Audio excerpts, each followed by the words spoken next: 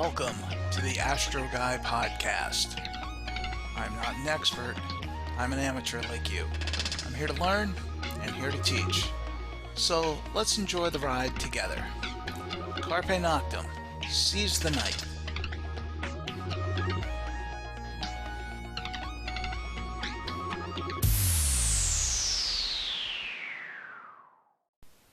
Welcome to the Astro Guy podcast. I'm your host, Wayne Zool.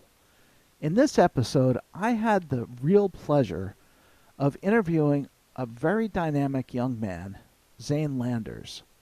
In this episode, he discusses how he got interested in astronomy, his foray into telescope making, and sidewalk astronomy. It's a great episode, so sit back and enjoy. Okay, it's my pleasure this evening to welcome Zane Landers to the Astro Guy podcast. I kind of know Zane through Facebook. We have a lot of common friends and certainly a lot of common interests. And look, Zane, you're the youngest person that I've had on the podcast, so that's kind of cool. Can you tell me a little bit? I know you're in college. Are you in your first year? Is that correct? No, I'm a senior at the University of Connecticut. I'm about to graduate this spring. Oh, wow. But you're in, are you in Connecticut or you're in Arizona? I'm in Arizona. I'm finishing up school online and with a transfer course here in Tucson. Very cool. Tucson's beautiful and a lot better skies than Connecticut. Yep, just really hot. It's 85 degrees in my house, actually. It's just, you get used to it. They say they're like, oh, it's a dry heat, you get used to it. I was like, I don't know about that, but it's about 100 out right now, and it's 80. The thermostat says it's 84 in the house, and honestly, I feel great. I have the fan running, but it's really not that bad. It is not like 85 back home. 85 back home is horrible. Okay. You don't want to do anything. So wow, you're a senior and you're 19. Is that correct? Wow. Yep. All right. So you're clearly a very intelligent young man. I try. And what are you majoring in school? Communications. Oh, all right. So Yeah, so what's minor in your history. okay? Do you have a career aspiration? Yeah. Well, it's funny. So I've always been wanting to do. I always wanted to be an astronomer or an astronaut when I was little, and then I found out that I would never physically qualify to be an astronaut. And then being a professional astronomer was a lot of like sitting at a desk and looking at little pixels and PDF, more often PDF files than pixels. And I realized that's really not for me. And a lot of people, when I was in high school mainly, were always telling me how good of a writer I was. And I started writing like reviews and guides for all sorts of astronomy stuff. And so it sort of ended up that I decided I want to do science communications to get people interested in astronomy and space exploration, because at the end of the day, it doesn't really matter if you have the best and brightest people. I'm going to fix my blinds here. If you have the best and brightest people working on, on things in the astronomy world and on space exploration and on engineering. If the public is apathetic and doesn't want to fund it or doesn't know it exists or thinks it's overfunded or whatever, it really doesn't matter what good of a job you're doing if you don't get people interested and give them a reason to care. Also, in addition to funding it, want to have a career in those fields so that there's a next generation of people willing to take up these difficult jobs. And funny, I'm saying this all as I actually I'm going to be doing an apprenticeship over the summer at an optics manufacturing company here in Tucson. It's very possible I end up making mirrors for a living. But honestly, I don't really know. But I definitely am going to continue to do science communications, regardless of what I do professionally. To me, it really is more of I will happily do astronomy outreach if I'm not paid. But if I can get paid to do it, that's even better, which is what I'm trying to do right now. And currently, I'm also an intern at NSF's NORLab. I'm about halfway through that. And I write press releases. I haven't gotten to do any of the Instagram posts yet, but I'm gonna get to do that soon. But a lot of stuff involving public engagement. And NORLab runs Kit Peak, Gemini Observatory, SOAR, Cerro Tololo, and we'll be running the VRC Rubin Observatory. And they also have some amount of work on a lot of other collaborative projects. I think that there's some involvement in James Webb, for instance, as well. That's really cool. and to kind of have that path kind of laid out before you and have a direction to go at your age is really amazing. And I wish I had that kind of drive and determination when I was your age. So how did you get interested in astronomy? I vaguely remember reading a lot of books about space and stuff as a little kid. And I think when I was like 7 or 8, somebody bought me a 70 millimeter refractor. Actually, the scope probably wasn't, no, the scope itself wasn't that bad, but it came with 4 black pieces and no instructions. I had no idea how to use it. I was an 8-year-old. So we sort of, and I think I broke it.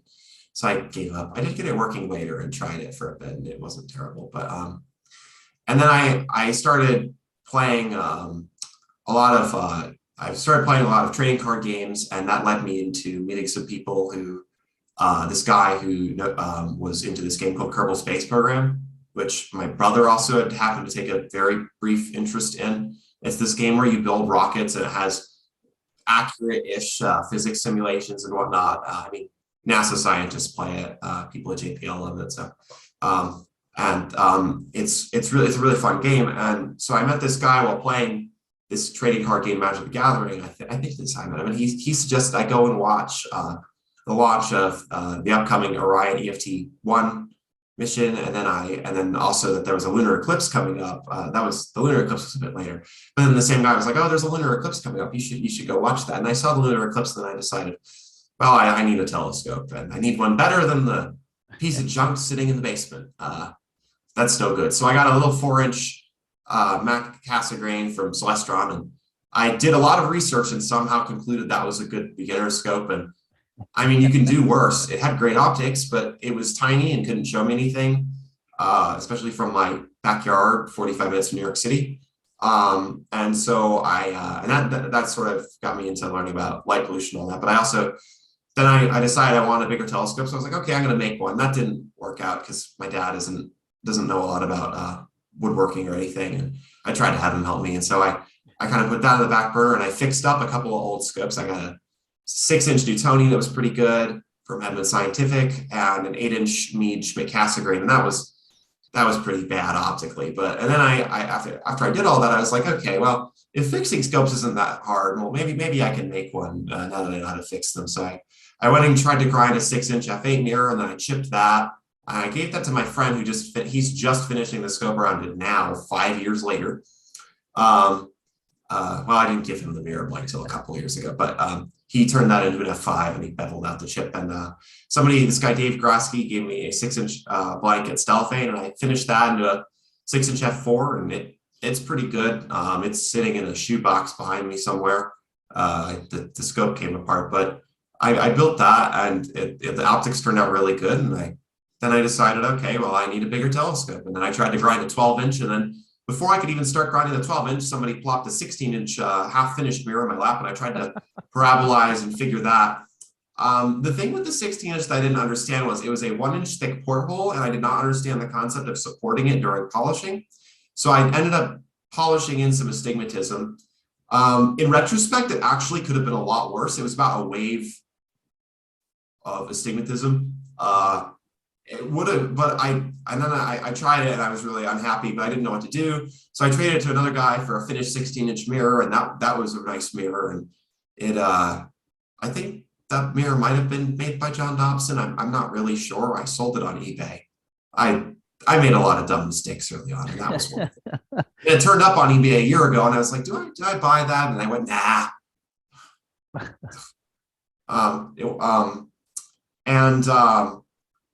So that was pretty good, and the structure was really janky and horrible. And so then I built a couple more scopes. I built a 10-inch that was pretty bad, and a 20-inch that the mirror just wasn't done on that. But the 20-inch got me involved with this group called the Oregon Scope Works. It's run by these guys, Mel Bartels, Howard Bannock, and a couple other people. And they're part of this larger group called the Alt-Az Initiative.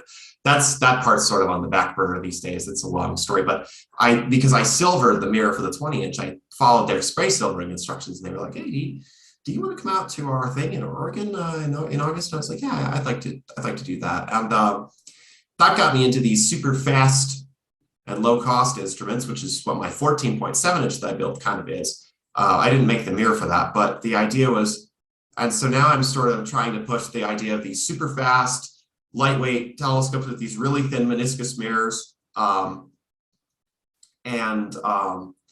trying to, bring the accessibility of both making the telescope and the actual telescope itself to a much larger audience. So right now I'm working on a 20-inch f3.3, and that's going to have instructions and a whole list of things you need to buy and guides, and also the most crucial part, detailed instructions on how to parabolize a thin meniscus mirror, because there's not really a great condensed source of that. Like Melbar Tells has a lot, but it's not really written as a guide so much as well, here's how I did it. Not to knock it, but there need to be some basic instructions from the get-go. But the idea is the whole 20-inch telescope is going to be about 40 to 50 pounds. I would say under 40, but I'm honestly not confident enough in that, but it's still going to be under 50 pounds. My 14.7 inch is 58, and it's kind of beefy for what it is. And but the whole scope's going to be about 40 to 50 pounds and fit in the back of my girlfriend's Miata. It doesn't need to fit in the back of the Miata, but it's more of a point to make than anything else. And the whole cost of the telescope is only about $1,200. Wow. Now, you need to equip it with eyepieces and a coma corrector. But even if you do all that, you're still looking at spending under $2,000 to build and equip this entire 20-inch telescope, which when a typical 20-inch obsession is no longer made and was $20,000, and Sine Numeter Teeter is even more. And right. Even the cheap Hubble Optics or Explore Scientific scopes, which don't know if I'd really recommend, you're looking at $10,000+ for a 20-inch. That's not affordable. And even if you get a good deal on a used mirror, most people are spending easily $5,000 or more on building a telescope of that size. And often if you're spending on the low end, you're getting a slow mirror that's thick and the whole scope's big, and then it becomes even more cumbersome. So to be able to have an ultra transportable and lightweight scope that's also really cheap. And it also uses foam core composites that you can cut out most of the structure with a coping saw or a good craft knife. My hope is it'll really bring down the cost barrier of large aperture scopes to a lot of people, and you can slightly shrink the design. You can do a 14 or 16 or 18 inch. Below 14 inches, the scope's getting too short at f3. It needs a table, but but the idea is that you can make a scope like this for a lot less than the traditional thing. The main thing is the difficulty of making the big mirrors is something that and that's kind of why I haven't made any mirrors in a while. I've only made a couple of good ones. So if I can make a good 20-inch and not completely fail at it, I think that pretty much anybody could make a good 20-inch mirror as their first or second mirror.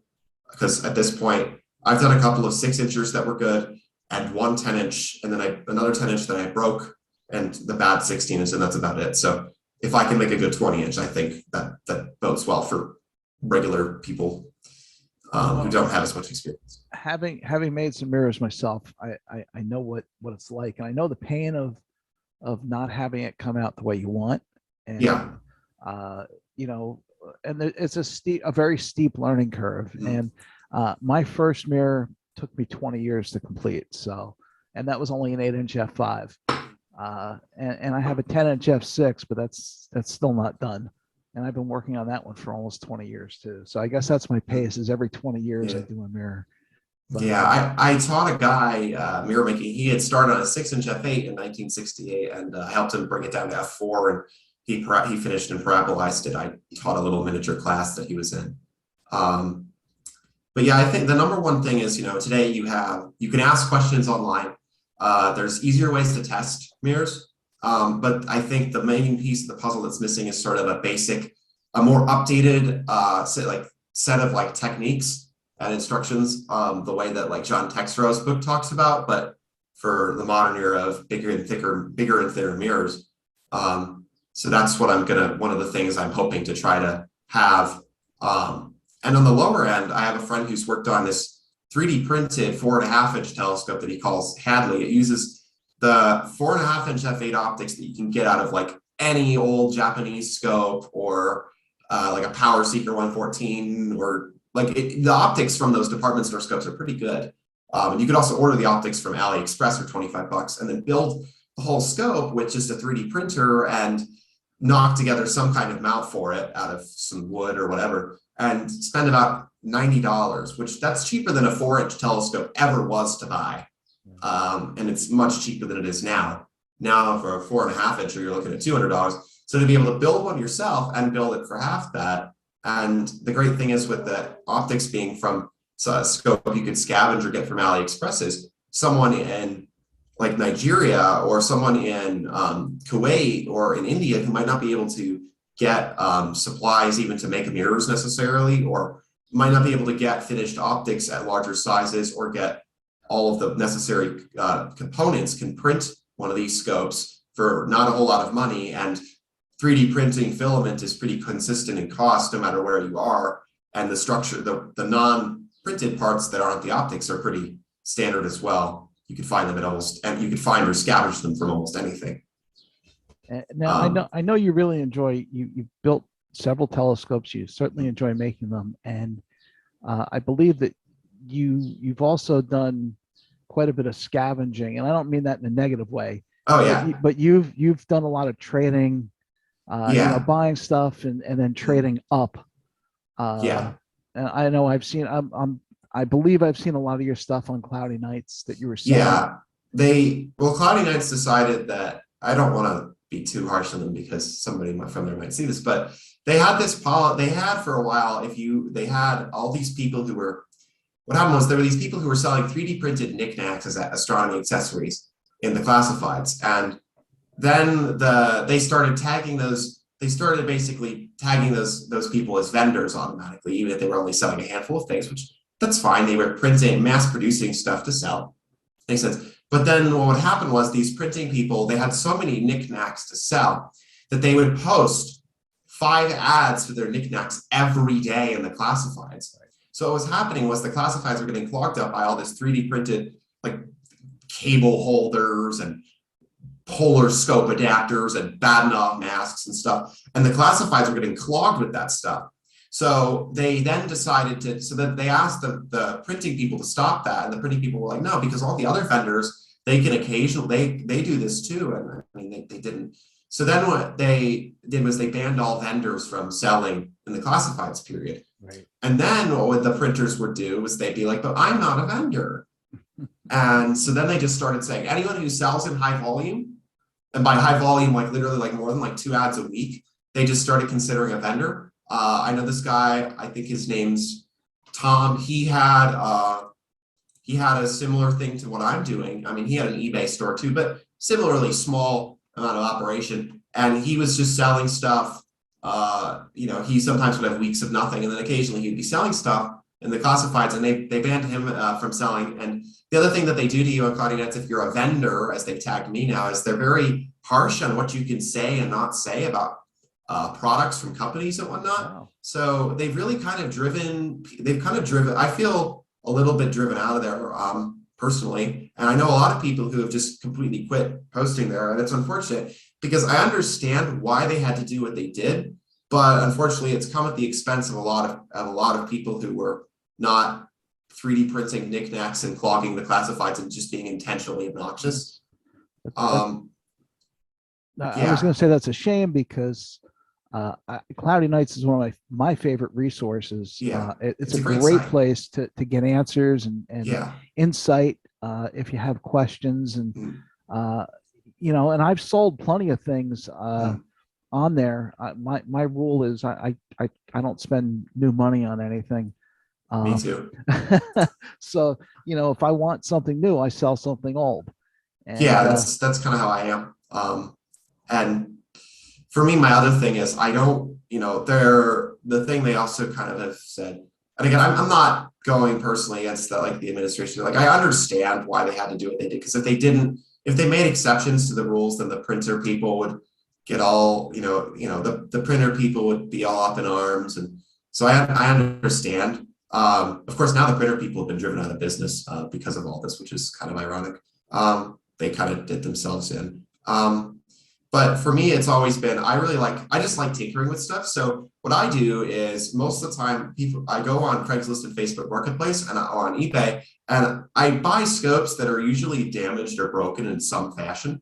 And I fix them. That's the majority of this. The majority of the things I sell either were stuff that came with other stuff, or it's stuff that was broken and I repaired. One of my, like, I've actually done complete restorations of a few older scopes down to the paint and everything. And I've had like I've had like 30 something Celestron C8s, and probably 90% of them had something wrong with them, which was why I got them for the prices I did, like bugs inside of them. There was one I got, the first one I had, the secondary baffle wasn't tightened and the secondary would just spin. One time, one of my favorite scopes I ever had, I sold it because it just was impractical, but I had a C11 that had a broken corrector plate. This guy Steve, really nice guy. Thank you, Steve. He's using the scope now. He had this C11 and it fell. It fell and he broke the corrector and he offered it to me for the cost of shipping. And I just thought, well, there's a few parts attached to it, maybe I could use. And then somebody else came along and said, I'll give you a corrector plate for $100. And they're like, and everyone's like, oh, you can't do that. They're matched optics. You can't just replace the corrector. And even if you did, you'd have to center it and all that perfectly. You're never going to be able to do that. That's stupid. But for $100, I was willing to find out. And so I did that and I put the scope back together, and it's one of the only telescopes that show me the NP division in Saturn's rings. And then I sold it back to Steve, and he's using it now for astronomy outreach at schools. But that's most of what my selling stuff kind of is just things that I encounter or that like I repair. There have been scopes I've sold that were completely Frankenstein from parts from other scopes. And of course, I buy stuff a lot of the time and then I don't like it and I move on. Or I try to get people involved in the hobby, like, and I buy them gear and they don't want it, and then so I have to get rid of it. But that's, it's not just like a lot of people think it's, oh, you're just a flipper. It's like, nah, it's entertainment, honestly. I love, it's pretty fun. You go, you go on Craigslist and you're like, oh, there's this scope 40 miles away in this town I've never been to. Why don't I take a trip and go get that? And then I'll go and get dinner in some random restaurant there. And, I mean, I would say it's almost a hobby in it itself. Well, let's talk about your observing, because you have all these telescopes. And before we get to sidewalk astronomy, because I want to save that to talk about in a little bit, but just as an observer, what do you like to observe? Do you have a specific, type of object or a specific object that you always like to look at?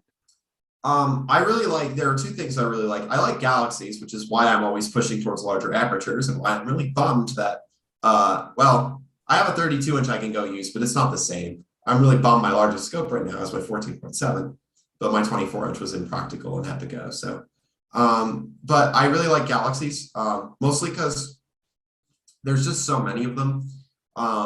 And with a bigger scope, you start finding, you can view galaxy clusters, and there's the Coma B cluster, I think, is one of my favorite objects. It's in Coma Berenices, and there's about 85 to 140 galaxies visible in a single field of view, depending on the scope and conditions. With my 14.7-inch, I counted about 60.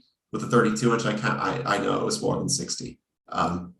And of course, with the 32, you could actually move around and they didn't all fit. But the other thing that I really like are these faint nebulae called integrated flux nebulae, which is sort of what these really fast scopes are partly for. I didn't really believe they were completely real or observable for a while. Mel Bartels has all these sketches of them, and the only one I ever observed was the little one around Andromeda, this little thing next to the Andromeda galaxy. And then when I got here to Tucson, I saw a few of them with the 14.7. The main one I saw was the bubble around the Pleiades, which is in fact a real object. Then with the SIG, I built this 6-inch f3. That's the peak of scavenging. I got a 6-inch f8 scope with a fiberglass tube. A friend wanted to make a scope. I gave her the optics for it. I kept the mirror zone tube. The tube was really ugly and damaged, so I chopped it down. And I had a 6-inch f3 mirror that I had bought that was made in 1947 and 46, and really nice. And so I bought a new focuser and a new secondary and cut down the tube and wrapped the tube in vinyl. It's now a great little wide field scope. But I actually use it by putting it in my lap. I I just moved into my house, so I didn't have anywhere to do any building. So I don't have a mount for it. So the scope, you just sit in your lap and look through it like a big astro scan. And with that thing, you can actually see there's integrated flux nebulae everywhere. There's known as galactic cirrus. It's really faint gas in the Milky Way that starlight reflects off of. And the bubble around the Pleiades is way bigger than I thought. There's a integrated flux nebulae around Betelgeuse. I don't know if it's related to Betelgeuse or not, but it's there. There's a bunch of stuff in Canis Major and Canis Minor and over in Auriga, and it's really cool. And the dark nebulae as well. I don't observe really methodically. That's something I tried doing. I did the Herschel 400, but I was going to do the Herschel 2 for a while, and I sort of stopped. At this point, I've probably done a lot of them by accident, but I sort of just, I'll pick out a few like new. My thing is I kind of just look around the sky with the Ridgefield scopes. You just pan them around. With the 32 inch, it's a little more. I have a friend with a 32 inch Tektron. With the 32, you have to be a little more methodical because you have to at least pick out stuff that's in the same vicinity, so you don't have to move the entire scope and ladder constantly. But generally, it's like I look at my favorite old stuff, and I might try a different eyepiece or a different observing technique on something I know. And then I try to at least observe like 2 or 3 completely new targets of some sort every time I go out to do proper observing. And sometimes it's more, sometimes it's less. It also really depends on the conditions and the scope. For example, with the 32 inch, last time I was at my friend's house with the 32, he lives in these beautiful SQM 21.8 or 21.9 Bortle 2 skies. And he has this 32 inch Tektron, and we just roll it out. The mechanics of the scope kind of suck, but the optics are amazing. It won't reach focus with my coma corrector, unfortunately, and the focal length's very long. But we looked at the seeing happened to be good, so we looked at planetary nebulae, and we looked at a few of them that he had never seen and I had never seen, and they were all blue and green, and there's this red and gold one in Lepus that's really cool. And then we decided to, for giggles, point the scope as like near the horizon to look at Omega Centauri, and the stars were bloated, but it looked pretty cool. But that's sort of my observing is just, it's supposed to be a hobby. It's supposed to be fun. And when I started doing the Herschel 400, it was initially kind of a way to challenge myself under the really bad skies I was stuck under. I was stuck in a Bortle 6, 5, 4 areas for most of my astronomy career. And that was, and that was fun. Like I observed some of the Herschel 400 globulars with a 3-inch Takahashi from my backyard because I thought it would be cool. But after a while, it kind of turned into feeling like work. By the time I was done with it, I was really kind of done with the whole observing list thing. So now I've kind of just gone back to, hey, like I'm going to just look at some random targets and I'll pick some new ones and, like what are the limits of this scope? What are some interesting things right now? What's the seeing going to allow me to do? Contrary to popular belief, Arizona does not have the greatest seeing all the time. We have nights when the seeing's really good. We have nights when the seeing's really good and then goes really bad. And we have nights when the seeing is really bad and it's also blustery winds. So you really can't, on some nights we can't use the 32 because the 32 will spin like a weather vane. That's part of why I love the faster scopes is they don't tend to do that. There's not as much of a moment on. So have you ever done or gotten into astrophotography at all? Yeah, I did. I put together a complete setup with my Takahashi 3-inch that I had, an HEQ5, my DSLR, and set up in my backyard. I had it running on Nina, and I would actually boot the setup up, choose a target, and go to sleep. And I did that 3 or 4 times and decided it was the most boring thing in the world. I had several $1,000s sunk in this setup, and all this to be among thousands of other people who posted equal, if not better, photos to Instagram and AstroBin, and who are more inclined to go. The thing on Instagram especially is like people are like, I spent 16 hours out in the cold and dark capturing the faint light from this galaxy. And it's like, no, you didn't. If you did, that's kind of dumb, because if you knew what you were doing, you could easily just set up an image capture software, and that most people do, and then they just lie and act like they did something. But the reality is the life of the 2022 astrophotographer is debugging, and then getting the scope pointed at the target and going to sleep or watching Netflix.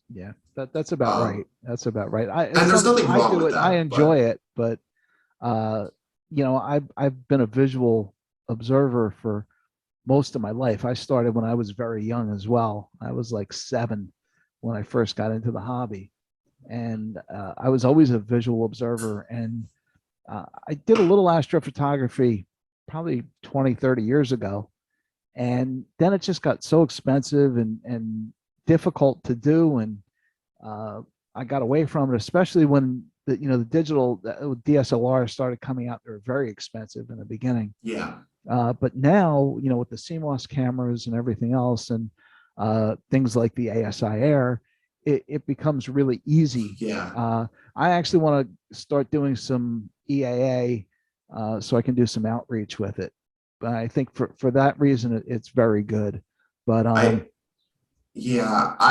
with the photography thing, we're getting to the point now where there are literal just push button telescopes that you can go and buy, and they'll do everything for you. And I guess my question is, with that has always been, for me, it's always been two things. For one, I've never lived somewhere where I could really just have great skies in my backyard. So I could set up an imaging rig in my yard here, but it's stupid to set up an imaging rig in a Bortle 6 when a Bortle 3 is 30 minutes away. But also, if I drive somewhere, then I have to put together this whole rig every time I use it, and then either sit there or set up my visual scope on top of that. And that's just not appealing, and the expense wasn't worth it. And my question with the automation stuff too is, we're getting to the point now where it's becoming so easy. I mean, there are now AI tools that can do your processing in large part. That's really the final frontier. We're getting to the point where it's so easy that astrophotography becomes less of a passion project and more of a sizing up of who has the largest credit card bill at the end of the month.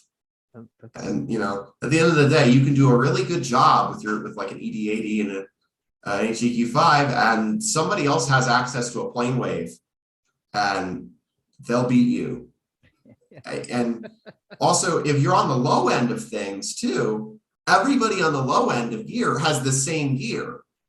Everybody's got a T3i and a Red Cat, or an ASI 1600 and ED80 and an HEQ5 or VX. So the photos don't end up even being that different, because most of the gear is all coming from the same handfuls of places, and the ideal setup that's optimized is usually the same stuff.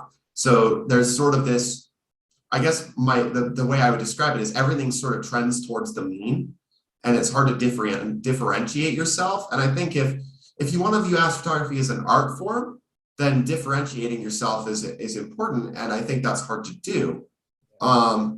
On the EAA end of things, I've always had a huge problem with EAA because I think it doesn't replace an eyepiece. And I think for outreach, it's bothered me because people are like, well, oh, those youngsters, they got to look at screens. All they do is look at screens. And it's like, maybe instead of shoving another screen into their life that they'll quickly forget, like someone was saying, oh yeah, someone took a photo of my EAA rig and posted their Snapchat story. Yeah, because it took them no effort to do that. It doesn't mean anything that you engage them. But rather than getting one more screen in everybody's life that they're going to forget among the myriad of screens and digital experiences they have every hour, maybe give them something analog that they'll remember, and also maybe drag them away from the screens that you complain about constantly. And the other issue I have too is, when you're doing outreach, people are committing their time to come and see something in the night sky. And if you're having them commit their time and effort and interest, and they're looking at something that they could just look at on their phones, and not have to actually be there or have a telescope, I really question that. But the worst to me is when there's people who tell me like, oh, why do you even use an eyepiece when you could just put a camera in the scope and observe that way? And I don't think it's the same for a lot of reasons, but it's disheartening to me that people think that is some kind of replacement. I'm one of those people who's really kind of horrified by all this like metaverse stuff. And to me, I don't want astrophotography and astronomy to just be another metaverse type thing where it's like, oh, everything's everything's on screens, or augmented reality, like stuff for the night sky too. It's like, it's great if you're using it as a finder chart, but if you're staring up at the night sky at your bright phone, which then makes you unable to see all of the stars, I feel like that's kind of ruining the point. It's emphasized when you see like the advertising for like the Unistellar EV scope, which I hate that thing. They're like, they have it set up like next to a campfire or at their dinner party or whatever, and then they're all looking down at their tablet instead of up at the sky. And it's like, why are we doing, like, at that point, why bother? Right. I mean, it's a question of why bother, even if it was free. But when this gear is expensive, and even if it's only like $1,000 and not 5,000, it's still a question of like, what are you really doing? Because you're not seeing, if I go let's say I want to see a capybara.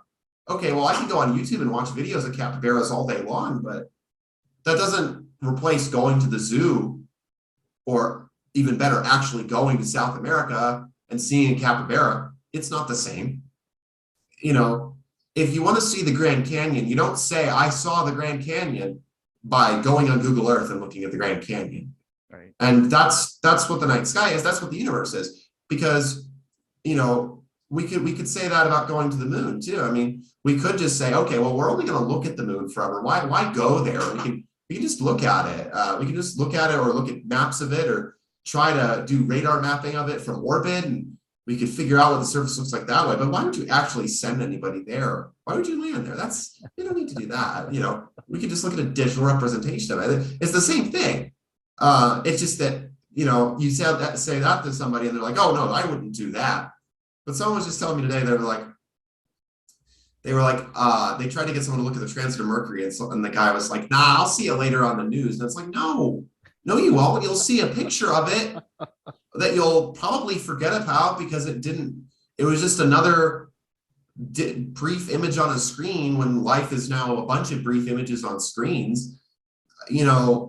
I think that's sad. And also a lot of the EAA people I've met seem to basically say, oh, well, light pollution's already so bad and gonna get so bad that you just won't be able to see any stars anyway, so we might as well just embrace the digital stuff now. And it's like, no. Like, light pollution, anti-light pollution advocacy is getting better than ever, and people are genuinely learning about the health effects and all that. Don't just give up. That's not so I understand in certain cases. Like, there was a guy, like, I was on a thread finance, and there was this guy who was like, oh, I had these like cancer patients who were in wheelchairs, and I showed them a thing on EAA, and they were in tears, and they loved it. Like, that's fine. They weren't going to be able to look through a regular scope or go somewhere that they could get to see the night sky. But when you're going and doing a star party at a venue where the Milky Way is visible overhead, and then you don't tell the venue to turn off the lights because you have a television set with a blurry pixelated photo of the Orion Nebula on it. Like, really? Why even polar align the scope? You could just have a static image and people wouldn't know. Right. Yeah, it's a very interesting take on it. And I know personally for me, I love visual observing. I love astrophotography as well, but and like you, I really enjoy the faint fuzzies, the things that are difficult to see. So, and I live in a Bortle, 7.8 zone. I'm only 17 miles from New York City. So, oh boy. I'm kind of stuck. If I want to see anything visually from my house, I need to really, break out the best tools that are available to do that. At least the best tools I have access to. But I know my way around the sky. I can go outside and I can look and I can point out constellations and tell you what that star is. And a lot of people doing astrophotography today in EA, and it's not a slam against them, but they don't know. And a lot of times you see things, and it doesn't bother me, but I know people that they get upset because somebody will post something somewhere, and it's just a blank star field. And they said, I was trying to find M42, and this is what I got. And they're nowhere near it in the sky. M42. Yeah. That's just inexcusable. Of course. M42, I draw a line at that. If you can't find M42, what are you even doing? Right. Right. But And yeah, that's why I I know tell what you mean. I've people. seen it, but it's amazing to me. I've met astrophotographers who like, hey, you're the visual guy, you know where everything is. Do you have any suggestions for like a good target in this area? And I'm like, dude, just like get your phone out and look at Sky Safari. I mean, really, it's not even like you have to consult the chart or anything. You'd think that the guys who are doing all this digital stuff would know about the phone apps, and then they're like, where's the Big Dipper? Well, that's why I'm a big advocate of learning, going out and doing things, really learning the sky the old-fashioned way. And I think it's really important. I did an interview with Steve Dodson a couple months ago, and oh yeah, we talked about, and Steve and I go back a very long way, but I've met him a few times. He's very nice. yeah, he's a terrific guy. But He's in Canada, right? we talked about using a planisphere to learn how to use it, and just using a planisphere and a pair of binoculars in your eyes, just to get out there and learn the sky. And then if you want to get into some more advanced things, that's fine. The hobby is big enough that you can find the area that you like. But it's interesting, and I really think it's just technology that people who don't know anything about astronomy or the sky at all are going out, and they like the technology, so they're getting into it, and that's fine. If that's what you want to do, that's fine. But we're getting a little off topic here. Do you have other science interests besides astronomy? Well, I have like a lot of friends who are engineers and stuff and work at aerospace companies. And of course, I'm nutty about space exploration. I saw the Falcon Heavy demo in 2018. I'm thinking about going to Florida to see Artemis 1 at this point, because now the launch is probably going to be in July, and I might actually be able to make it out there for that. Of course, it's Florida in July, but I'll suffer for it. Why not? I could. Boca Chica is like just far enough that driving to it seems kind of nuts, but part of me wants to drive to it because there you can actually because it's not like because then I can like bring like a nice camera and all that. I could bring a scope and track the launch with the telescope, Right. But I'd like to see. I mean, my hope is that Starbase doesn't get abandoned, and they can they do Starship launches out there, and they can catch one eventually. I'd love to see like a tower catch or something, but I'm pretty involved. Like I have like moderate interest in like geology and marine biology and all that. I know a lot about history and classical studies and military history and stuff. I sort of just end up reading about a lot of topics from bouncing from one thing to the next online or read books. And that's sort of influenced a lot of my views on astronomy and science and space exploration in general. Like I will say, as much as I don't really like the people who are just mindlessly buying astrophotography gear, they are driving down the prices for the rest of us for astronomy gear, because it's supply and demand. They're buying more of it, they're making more of it, the cost per unit's going down. That's good. So I'll always thank them for that at the very least. But like I thought about, I was almost an economics major, but the thing, all of it sort of has drawn me back to science, communications, and astronomy in a way. It's hard to really explain, but I've sort of just, every time I've read about something like war history or about something in ancient Greece, it always just ties back to this whole idea of perspective and how much people lack it now, and sort of how, and that's why part of why I love astronomy so much, is it is the ultimate sense of perspective, really. And that and a lot of that knowledge has sort of influenced like my attitude towards my attitude towards all of this, and sometimes been informative when it comes to coming up with ideas. My girlfriend is a big car person, and she came up with the idea of wrapping a couple of telescopes in vinyl, and so she has this big purple XT12i that we wrapped, and we bring it out for sidewalk astronomy, and people love that because it's you see it from half a mile away walking down the street. There's this 5-foot tall purple tube, and everyone wants to wonder what the hell the giant purple tube is. And so that's sort of I try to be very interdisciplinary when it comes to my interests and hobbies. I think that not everything, as much as it's great to categorize things, I think information about one subject can translate to the other a lot of the time in some way that you might not think of. And I think a lot of people are very rigid in their thinking and don't like to do that, even when it can be really beneficial. And I think that's kind of a bummer. I think somebody summed it up to me as, science and innovation aren't a linear path from point A to point B. It's you have a point A and you have a point B, but you end up at point C, and point C was probably better than point B anyways. That's how it's been with building telescopes. It's how it's been with my career. It's how it's been with doing sidewalk astronomy even. I met my girlfriend while I had John Dobson's scope set up. And I think that's really I think that's really a good way of thinking about things. It's not necessarily the destination. I wouldn't say it's all about the journey, but the destination is usually the one that you had in mind, and it's usually better. That's awesome. And I want to transition. You mentioned John Dobson. I have a sort of a family connection with John Dobson. Not me personally, but my brother's wife is John Dobson's cousin. Her first name is Lowry, and John Dobson's middle name was Lowry. It was a family name, and she met him back in the 1960s.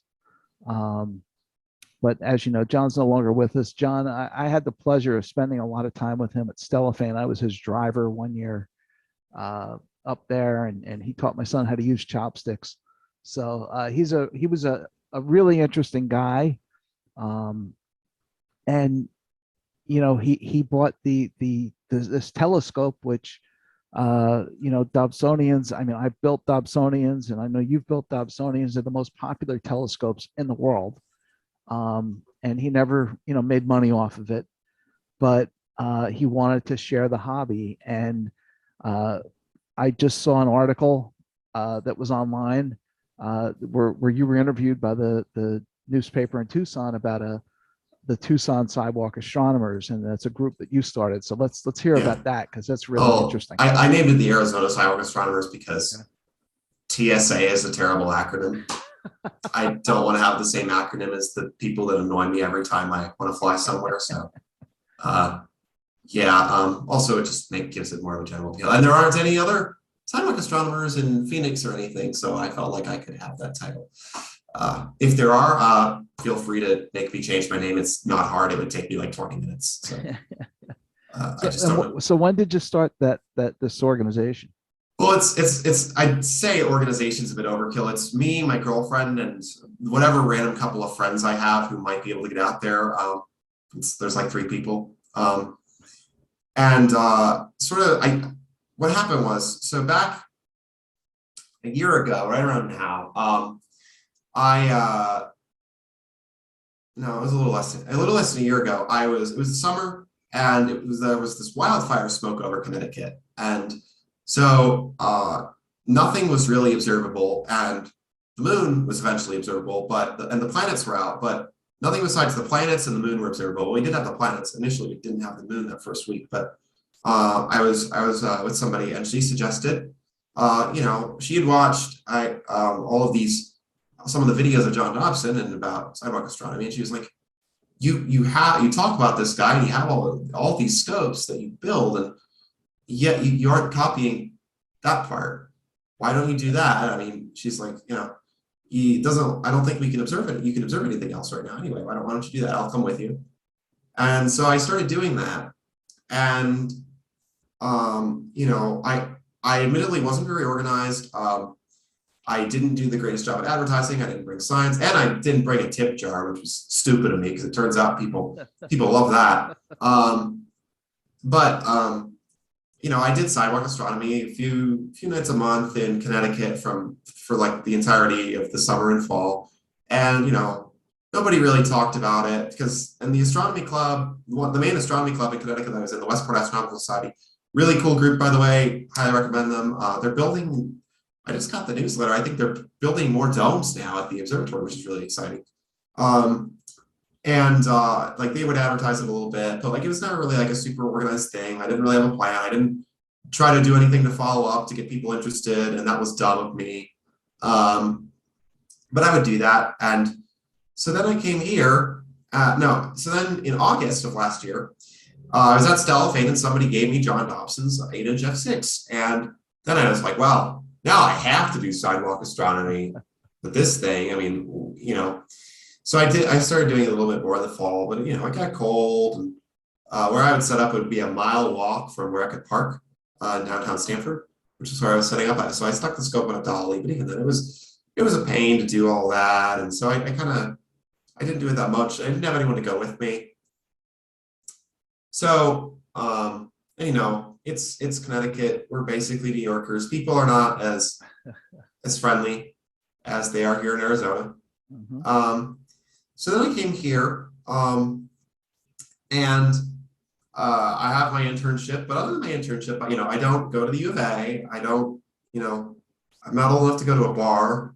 So I didn't really know anybody or have anything to really, and I couldn't work on anything because I was in my apartment when I first got here. So I didn't really have anything to do in the evening other than work on my other job. And I didn't have any friends here, and I didn't have anything to do. So I was like, why don't I just go do sidewalk astronomy down at the U of A? I don't know anything about this place. I have no idea if there's someone who already does this. I don't know if the U of A people will kick me out. I don't know if someone will try to steal my car. I don't know anyone here. This is an idiotic idea. Why don't I just do it? So I set up, like, literally, I've been in Tucson for like 3 days, and I did that. And so it turns out, first off, that people in Tucson are really generous, and there were a lot of people dropping their kids off back from a winter break, a lot of parents, and like people tipped me ridiculous amounts at first. I thought that was going to continue, and it didn't. But I still make enough to go get myself a pizza, which is pretty good. At the very least, it was covering my parking. I didn't know about a free parking spot for a while. I found one. But after a while, so like I set up, and I've always been trying to get people interested in setting up scopes with me and going and observing with me, and that was what I was trying to do, and I'm still trying to do. And around probably like a weekend, there was a traveling Jesuit priest, and he hung out with me for a while, and he convinced me to stay out on this really windy night when I was otherwise going to go home. And then somebody from across the street started shouting something like, is that a Dobsonian? And I'm like, and then I look, and I'm expecting like some like old person or something. It didn't register me who had said it. And my now girlfriend Frida walks across the street and comes and looks through the scope, and then we went out to dinner right afterward, and now I'm in a house with her. So, and it turns out she had been an astronomy major at the U of A and just switched. And so we go observing and do outreach together and all that. And then a few nights later, I met a couple more of my friends. I have a couple of good friends who I met also while doing sidewalk astronomy, and they all have scopes now, and they set up with me when they can. And sort of there hasn't been a whole lot of development on formalizing anything. I'm not going to go and start a nonprofit. I don't have the time or energy to do that anyway. And most of the time it is just me and one other person setting up. So, but the goal really is just to get people interested in astronomy and space exploration. If there's somebody who's really interested and wants to learn how to make telescopes or get a telescope from me or go observing with me or whatever, that would be really great. And I wish that all the people who said that would call me back one of these days, because there's been a lot of them. There's even a guy who built his own telescope mounts, and he did on-step stuff, and I need help with on-step, but I haven't heard back from him. And So, but people love it. They tip. They ask questions. They run screaming across the street to come get their friends to have a look. And typically we're getting on a bad night. A bad night is when you get only 100 people to look through the scope typically, but on a good night we're getting up to 500, 600 people. And we're not, and that's without advertising in advance. I've done a bit of that. It doesn't seem to have much of an effect. And there's not really a lot of big goals with that. I'm hoping that, I will be having the 20-inch will be set up for sidewalk astronomy when it's done. And, my hope is to maybe popularize that. But that right now it's really just kind of, hey, it's something to do. I make a buck and can go get sun out to eat. You meet people, you hear a lot of people stay and have conversations. Most of the people who stick around the longest tend to be religious, but it's always interesting to talk to them. I've had very few problems in general. Of course, when I have had problems, it's been pretty bad. It's for the most part, it's a pretty safe place, and people genuinely love it, and they come back and they invite their friends, and you have a lot of interesting conversations, and it's something I really enjoy doing. And I think if it gets one more person to if you get the right person to go and they end up being the right person looks through my scope and they end up being in Congress someday. NASA's Europa Clipper mission exists because of one congressman, one guy who aggressively pushed for it for like 10 years. Now, I don't think Europa Clipper is the most, would I prefer to install this mission? Yes, but the fact is that entire mission exists because of one guy who's really just kind of passionate about space, happened to be in the right place at the right time to argue for funding that mission. And, it's the same thing for stuff at NASA. It's the same thing for, somebody wants to become an engineer or a scientist and they go and found the next SpaceX or Blue Origin or Astra or whatever, or they go and work and develop something at NASA, or again, they're in a position where they're able to advocate for funding and public support, or they become a teacher and somebody they teach becomes the next Stephen Hawking. You're not going to get that if you just sit around waiting and hoping for people to find out stuff online. Because if I had run into a John Dobson when I was like 14 and struggling to learn how to even use a scope, or like find deep sky objects or make my own scope and mirror, I would have been so thrilled and so much better off. And I think there's a lot of people out there who they don't buy good telescopes, or they buy a good telescope, they have no idea how to use it. They don't know about astronomy clubs, or they find an astronomy club and the astronomy club isn't very nice to them, and then they become really disinterested in the entirety of the hobby. That happens a lot, and that happens way more, unfortunately, I think, than the positive experiences. And then there's, of course, there's so many people who they get like horrible hobby killer scopes, and then they might, there could be someone down the street from them, or there could be some astronomy club that has a perfectly good scope that they'd be willing to let them borrow, but they get so frustrated that they never find out. Or they want to buy a telescope, but they have this idea in their head that a telescope's extremely expensive. And well, they are nowadays, but making one isn't. Now the tables have turned and it's cheaper to build even an 8-inch top than to buy one. But they have all these conceptions in their heads, or to be an astronomer is to be a scientist in an observatory or something.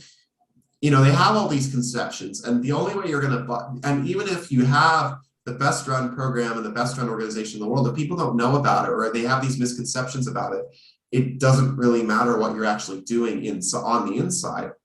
And if the only way people can hear about you is by Googling you or finding your page, then that doesn't help either. But if you shove astronomy stuff in their faces and you give them ideas, you put the thought in their heads of maybe going to an observatory or going to an astronomy club, or you put the thought in their heads of maybe, hey, maybe I should take that engineering course, or maybe I should take my kid to an observatory, or maybe I should something like that, or maybe I should go to this maybe I should go to this planetary society thing that's going to try to advocate for more funding for this program at NASA. That can change so much with so little. And that's really the core motivation behind doing it is, I'm probably not going to be the next John Dobson, but somebody else might. And even if I'm not, people who John Dobson taught how to make optics worked on making CoStar to fix Hubble. They worked on people he that met him in San Francisco. They've worked at JPL. They work at the optical places here in Tucson. They work at the Richard F. Karras Mirror Lab, or they did, or people who work at those got into astronomy because of Dobsonians or because of astronomy outreach or whatever. And that's not going to be everybody, but there's a lot of people who it's never going to occur to otherwise to even commit the time to go to an observatory. Because even here, you got to be out on the right night of the week that they're set up. You got to go, you probably have to drive out of your way. Back home in Connecticut, the observatory that I went to was 15 minutes away from anything, even the highway. And it wasn't particularly dark. You could barely see the Milky Way on a good night. So, you were looking at, for some people, it could be an hour of driving of commitment, even if they don't live that far away. And then they don't know what they're going to get to see. It could be cloudy. It could be, they might only get to see two things if they stay there for an hour if it's crowded. So but if you shove it in their face and they get to see maybe even if it's just the moon or a planet, if you shove it in their face and they get to see it and they otherwise wouldn't have, for one thing, that's one more person who got to see it that otherwise wouldn't have. And for another, there's a real possibility that they're inspired to then commit the time and effort to do something else later. That's a great outlook. And that leads me into my final question for you is what's in the future for you? What do you see as far as astronomy goes? Where's your future going to be? Well, my hope is that with the development of this 20-inch scope, that maybe there's going to be some things that aren't replicable or don't go really well with it. But my hope is that it can inspire a new wave of F3 meniscus mirror instruments that people can make themselves. And on the smaller end, I'm working with my friend on stuff like the Hadley. I'm continuing to do sidewalk astronomy. My hope is, and I'm already seeing it, I'm seeing people who I know on Reddit and Discord in their cities, they might not be even in the US, they're going out and doing sidewalk astronomy, and they're meeting people who then want to do it with them or who want to do it on their own somewhere else. I just talked to someone for somewhere I was applying for an internship, part-time job really, and she had read about my stuff and had decided to do sidewalk astronomy in her neighborhood as part of International Dark Sky Week. And the hope is that with the on the equipment end with the stuff I'm working on, that if almost anybody can afford a 20-inch scope and fit it in their Prius, that brings visual astronomy, even under mediocre skies, back to a lot of people. And it brings the possibility too of, if we're bringing the economics and everything of a 20-inch down to where it currently is for a 10-inch, well, then we're going to be able to bring a 30-inch down to where it is for a 16-inch. So the next project is going to be a 30-inch meniscus mirrored scope with similar techniques, cost cap of maybe $5,000. And I mean, if you think a 20-inch is expensive, a 30-inch telescope, there aren't even price tags on. It's probably $50,000 or more to buy one new right now. They don't show up on the used market. The mirrors for them don't show up on the used market. You don't see 30-inch and larger telescopes very often, even though it's completely possible to build a 30-inch telescope that weighs 100 pounds, fits in a Prius, and the eyepiece is barely higher than the top of your head when it's at the zenith. But most people don't even know that's possible. And if they try to pursue it, they post about it on Cloudy Nights, all the naysayers will say, no, you can't do that. Because there's a lot of gatekeeping, I think, in telescope making. It's kind of, I think if you make it sound like mirror making is really impossible and don't provide really good resources on how to do it, then it gives you kind of a status symbol of, oh, look at me, I made this super hard to make thing. Well, it shouldn't be hard to make, but you don't want to teach people and you don't make the stuff more accessible. So it ends up being hard, but it shouldn't be hard. Because I think anybody, 30-inch is probably going to be about $5,000, but that's it's a order of magnitude decrease in cost, same as the 20. And, a lot of people can definitely afford to build a $1,200 20-inch, and a lot of people can afford a $5,000 16-inch. And if people can afford a $5,000 16-inch, then they can afford a $5,000 30-inch that folds up in the same space, and they're going to see a lot more with that 30-inch. And hey, what if those people start doing sidewalk astronomy with these 20-inch and 30-inch scopes? That would be really great. And if we're thinking 30-inch, well, physically, you could compact a 1-meter telescope to fit in a minivan. It's doable. And so I have kind of a variety. The thing with the 1 meter is it starts to get to the point where obtaining the glass is a little more difficult for even a slumped meniscus. So I have 5 possible sources of blanks right now for something in the 1 meter range, ranging from a guy who's willing to cast me one to a slumped meniscus to a Hextech blank that's in a trailer in downtown Tucson. And at least one of those is going to end up in a scope I make. It's quite possible I end up making multiple mirrors and/or scopes because I think the meniscus mirror is, of course, the most replicable, but if I'm going to get the glass for the other ones, I might as well do something with them.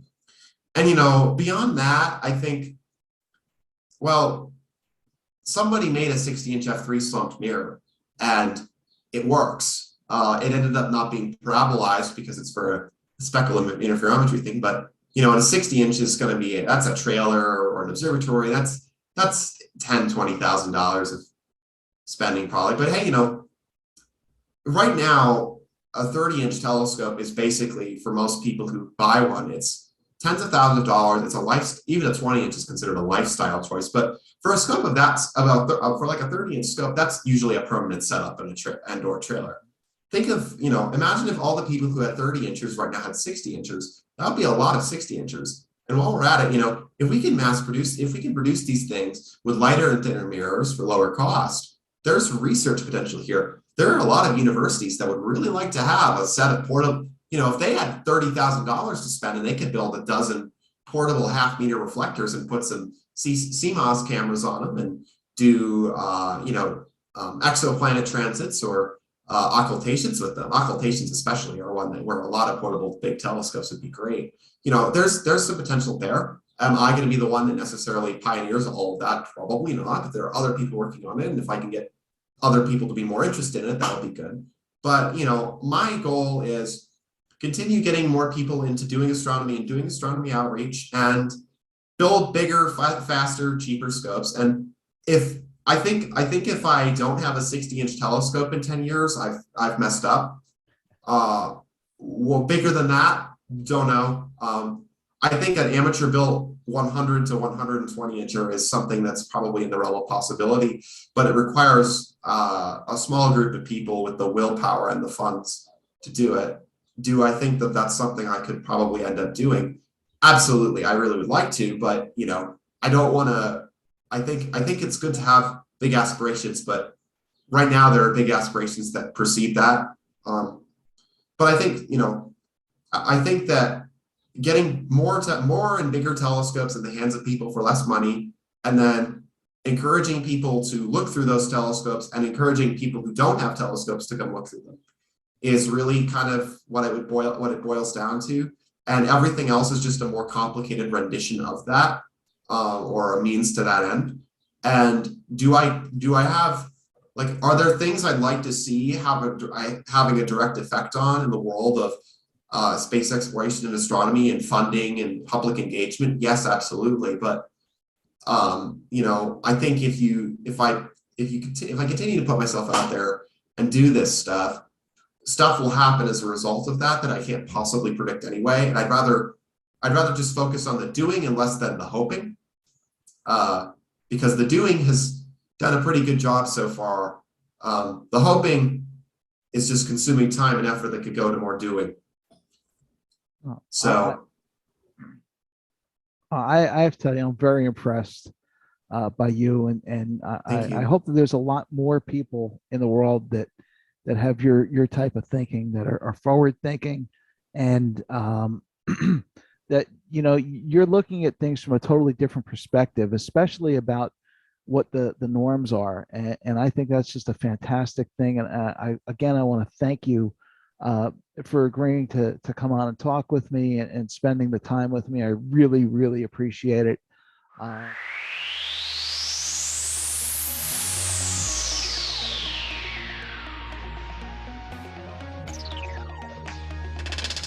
I'm Wayne Zool, and this was the Astro Guy Podcast. Thank you for listening. As always, your questions, comments, and suggestions are welcome. Keep wondering. Keep your eyes on the sky. Have fun. Carpe noctem. Seize the night.